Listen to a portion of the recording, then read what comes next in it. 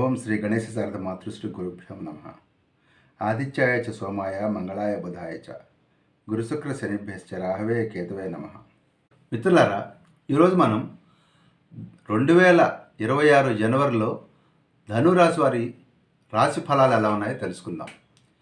ధనురాశి వారు అంటే మూల నక్షత్రం 1, 2, 3, 4 పాదాలు, పూర్వాషాఢ 1, 2, 3, 4 పాదాల వారు, ఉత్తరాషాఢ 1వ పాదం, ఈ 9 పాదాల వారు ధనురాశికి చెందినటువంటి వారు అనమాట. ఈ ధనురాశి వారికి ఈ యొక్క జనవరి నెల ఫలితాలు ఎలా ఉన్నాయో ఒక్కసారి మనం కనుక గమనించినట్లయితే, జనవరి 1వ తారీఖున ఈ పొజిషన్లో గ్రహాలు ఉన్నాయి. ఇది ఒక ధనురాశి అంటే ఇదనమాట. ఈ ధనురాశి వారికి లగ్నంలో రవి, శుక్ర, బుధ, కుజులు 4 గ్రహాలు ఉన్నాయి. తృతీయంలో రాహువు, చతుర్థంలో శని, సప్తమంలో గురువు, అదేవిధంగా భాగ్యస్థానంలో కేతువు. ఇది పొజిషన్. ఈ పొజిషన్ మనం గమనించినట్లయితే ఏవి పాజిటివ్గా ఉన్నాయి, ఏవి నెగిటివ్గా ఉన్నాయని ఒకసారి చూసుకున్నట్లయితే, లగ్నంలో శుక్రుడు అనుకూలంగా ఉన్నాడు. అదేవిధంగా రవి, బుధ, కుజులు వ్యతిరేకంగా ఉన్నారు. అదేవిధంగా తృతీయంలో రాహు రజతమూర్తిగా ఉన్నాడు కాబట్టి చక్కని ఫలితాలు రాహు ఇవ్వబోతున్నాడు. చతుర్థంలో అర్ధాష్టమి శని ఉన్నాడు. ఈయన అందుట్లో మోరవాళ్ళు ఈయన లోహమూర్తిగా ఉన్నాడు కాబట్టి ఈ యొక్క శని యొక్క ప్రభావం ఈ యొక్క ధనురాశి వారి మీద కొంత తీవ్రంగా ఉండేటువంటి అవకాశం ఉంది. అలాగే సప్తమంలో ఉన్నటువంటి గురువు నిజానికి లోహమూర్తి అయినప్పటికీ కూడా సప్తమంలో గురువు కాబట్టి లగ్నాన్ని చూస్తున్నాడు కాబట్టి ఈయన వల్ల కొన్ని శుభ ఫలితాలు ఉంటాయి.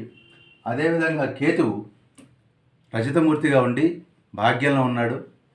సో ఓవరాల్గా తీసుకున్నట్లయితే ముఖ్యంగా శని, రవి, బుధ, కుజులు కొంత ఇబ్బంది కలిగించేటువంటి అవకాశం ఉంది. మనం ఒక్కొక్క రాశి గురించి, ఒక్కొక్క గ్రహం గురించి మనం మాట్లాడుకుంటూ వద్దాం. మొదటగా శని, అర్ధాష్టమి శని, ఈ చతుర్థంలో శని ఉన్నందువలన జనరల్గా ఏం జరుగుతుంటే మీకు ట్రాన్స్ఫర్స్ కానివ్వండి, స్థానం నుంచి మారటం, స్థాన భ్రంశం అంటారు, స్థాన నష్టం అంటారు.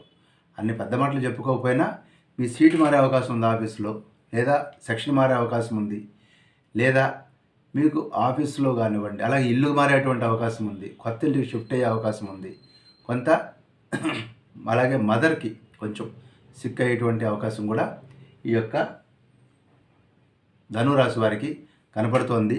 కుటుంబంలో కొంత ఈ యొక్క అనారోగ్యాల వల్ల వాటి వల్ల కూడా కొంత ఇబ్బందికరం, అలాగే కుటుంబ సభ్యులు కొంచెం దూరంగా ఉండేటువంటి అవకాశం కూడా ఈ ధనురాశి వారికి ఉంది.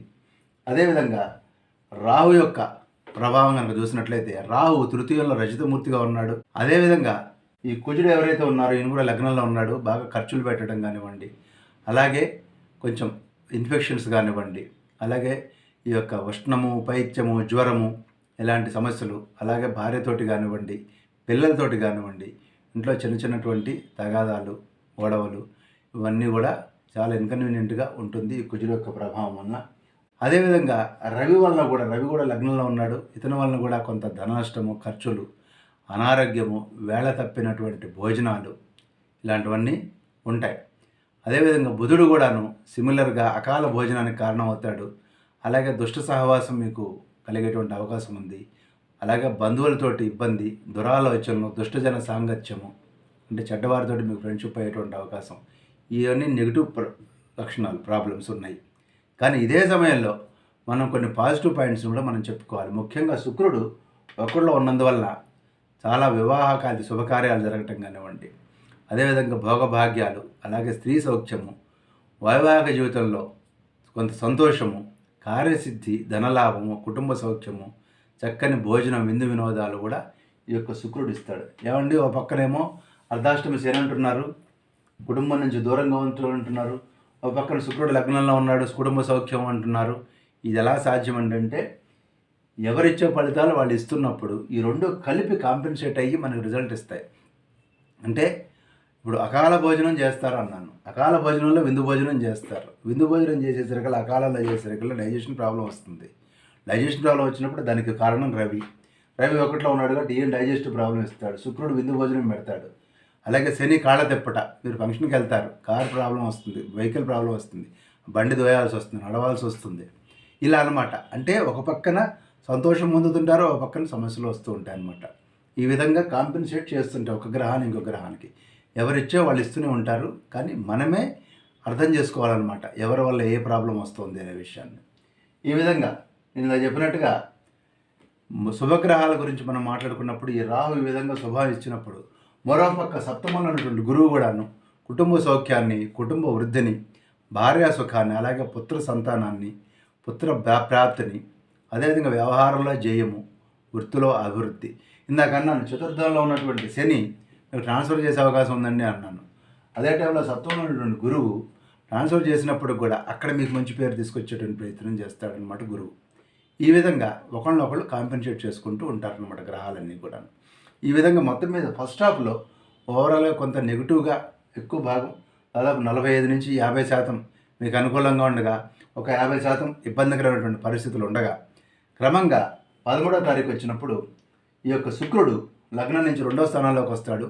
ఇంచుమించుగా 1లో ఎలాంటి మనకి శుభాలు చేకూర్చాడో అదేవిధంగా 2లో కూడా కుటుంబ సభ్యుల యొక్క అభివృద్ధి, కుటుంబ సౌఖ్యము, వస్త్రలాభము, స్త్రీ సౌఖ్యము, శుభకార్యాలు, విందు భోజనాలు ఇవన్నీ కూడా మీకు సెకండ్ హాఫ్లో కూడా జనవరిలో కంటిన్యూ అవుతాయి. అయితే రవి మళ్ళీ సబ్సిక్వెంట్గా 14వ తారీఖు సంక్రాంతి పండుగ రోజున మీకు మకర సంక్రమణ జరిగినప్పుడు ఈ రవి మీకు పెద్దగా ఉపయోగపడడు. వృత్తిలో కూడా అనిశ్చితి ఉంటుంది, కలిసి రాదు, తప్పుడు సలహాలు ఇచ్చేవాళ్ళు, పనులు జడగొట్టేవాళ్ళు తయారవుతారు, శత్రుభయం ఉంటుంది, చిన్న చిన్న తగాదాలు, మోసపోవటము, అలాగే కొంత ధన నష్టం కూడా ఈ రవి వల్ల ఉంటుంది. కాబట్టి ఆదిత్య హృదయ పారాయణం కానివ్వండి, సూర్య నమస్కారాలు లాంటివి కూడా చేయండి. అదేవిధంగా శని నుంచి వచ్చేటువంటి సమస్యలకు మార్నింగ్ వాక్ బాగా చేయండి. శివుడిని కానివ్వండి, శనీశ్వరుడిని కానివ్వండి ప్రార్థించండి. ఈ విధంగా 14, 15వ తారీఖులు అయిన తర్వాత 16వ తారీఖు వచ్చేసరికల్లా మీకు కుజుడు కూడా 1 నుంచి 2లోకి వస్తాడు. ఈ కుజుడు 1లో ఉన్న 2లో ఉన్నా కూడా పెద్దగా తేడాలంటూ ఉండదు. మీకు భోజన సౌఖ్యం గురించి నేను చెప్పాను. జనవరి నెలలో మీకు భోజన సౌఖ్యం లేకపోవటం, అకాల భోజనం, ఉదర సంబంధమైనటువంటి వ్యాధులు, ఇలాంటివన్నీ ఇండైజేషన్ ప్రాబ్లం, గ్యాస్, ఎసిడిటీ లాంటి ప్రాబ్లమ్స్ వచ్చేటువంటి అవకాశం ఉంది. అదేవిధంగా హౌస్ షిఫ్టింగ్ ఇలాంటివన్నీ కూడా నేను స్పెసిఫిక్గా చెప్తున్నాను. మీ జాబ్లో కానివ్వండి, హౌస్లో కానివ్వండి చేంజ్ వచ్చేటువంటి అవకాశం ఉంది. అలాగే మాట మాత్రం చాలా జాగ్రత్తగా వాడుకోవాలి. మాట పొదుపుగా వాడాలి. అనవసరమైన మాటలు మాట్లాడి అనవసరమైనటువంటి జగడాలకి దిగకండి. ఎవరితోటి మీకు అనుకూలమైనటువంటి కాలం కాదు మాటల విషయంలో. క్రమంగా 17వ తారీఖు వచ్చేసరికి నెమ్మదిగా బుధుడు 2వ ప్లేస్లోకి వచ్చి కొంత అనుకూలమైనటువంటి ఫలితాలు ఇస్తాడు. ఇప్పటిదాకా బుధుడు నెగిటివ్గా ఉన్నప్పటికీ 17వ తారీఖు వచ్చేసరికల్లా అతను కొంత సత్సాంగత్యము, విద్యాగోష్ఠి, సుఖము, ఆరోగ్యాన్ని ఇచ్చేందుకు ఈ యొక్క బుధుడు ప్రయత్నం చేస్తాడు 17వ తారీఖు నుంచి. అదే విధంగా తీసుకున్నట్లయితే ఇంతకుముందు చెప్పినట్లుగా మొదటి కంటే కూడా సెకండ్ హాఫ్ ఆఫ్ ది జనవరి మీకు మరింత అనుకూలమైనటువంటి ఫలితాలు ఉంటాయి. ఏదేమైనప్పుడు కూడా నేను మళ్ళీ చెప్తున్నాను, సుబ్రహ్మణ్యేశ్వర స్వామికి కానివ్వండి, శివుడికి కానివ్వండి, ఆదిత్య హృదయం లాంటివి మీరు కనుక పారాయణం చేస్తున్నట్లయితే కనుక మీరు మరింత శుభ ఫలితాలు పొందేటువంటి అవకాశం ఉంటుంది. ముఖ్యంగా ఈ అర్ధాష్టమి శని కారణంగా మార్నింగ్ వాక్ మీరు మంచిగా చేయండి. ఊరికనే ఎక్కువ బాడీకి రెస్ట్ ఇవ్వాలనుకోవద్దు. బాడీని ఎగ్జర్ట్ చేస్తే ఈ శని భగవానుడు మీకు మరింత అనుకూలమైనటువంటి ఫలితాలు ఇస్తాడు. స్వస్తి.